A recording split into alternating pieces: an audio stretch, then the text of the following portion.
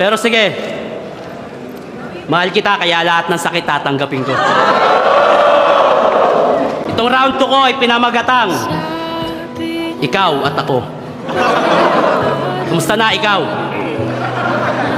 Ikaw ang nagsisilbing inspirasyon ko sa kada araw o kahit gabi. Ako ay parang preso na masayang laging merong ikaw na dumadalaw. Ako, eto, laging may simpleng sulyap sa mayaman mong anyo.